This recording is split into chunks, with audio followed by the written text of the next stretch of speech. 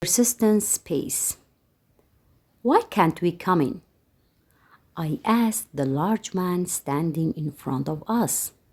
He was wearing a dark suit and he was tall and strong.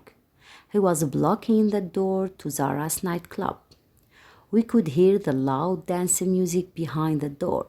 We wanted to go in. I had lost my job the other day.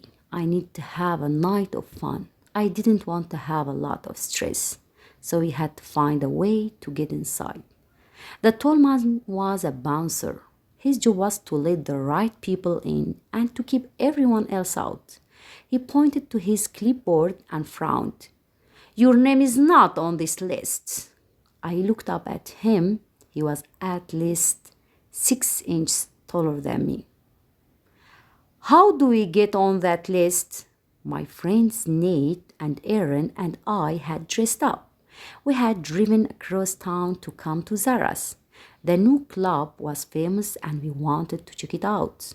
But the bouncer didn't reply. Instead, he looked over my skinny shoulder.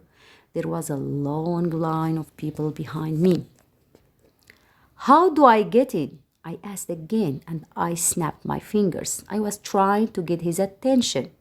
"You don't," he said. He waved the next guest in the line to come forward. She was a beautiful blonde girl. When I saw her, I had an idea.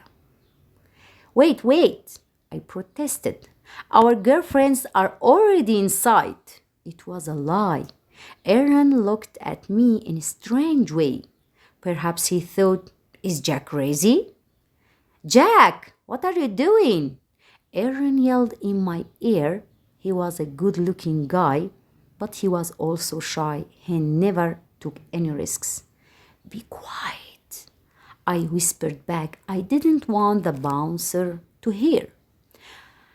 But he did hear us. He rolled his eyes and tried to ignore me again. "No, really," I persist. "Our girlfriends are inside, waiting for us." He lifted a red velvet robe to let the blonde girl pass. "Thanks, Bruce," she said as she walked by him. I could smell her perfume. I wanted to follow her in, but Bruce, the bouncer, shook his head at me. "Are your friends really inside?" "Yes," I answered. "Our girlfriends." His expression was doubtful. He rubbed his bald head. Then he lifted his clipboard again. "Okay, what are their names?" "Their names?" Well, I didn't know their names because they didn't exist. "Oh, you're done," he said. He smiled and he pushed me aside. "Next." We could not get in, so we left Zara's. We went across the street for coffee. "That was dumb, Jack," Aaron said, and he took off his jacket. He had put on his favorite clothes to come out. With his good looks and clothes, he could be an actor, but his attitude was always negative. I feel bad because it had been my idea to go out.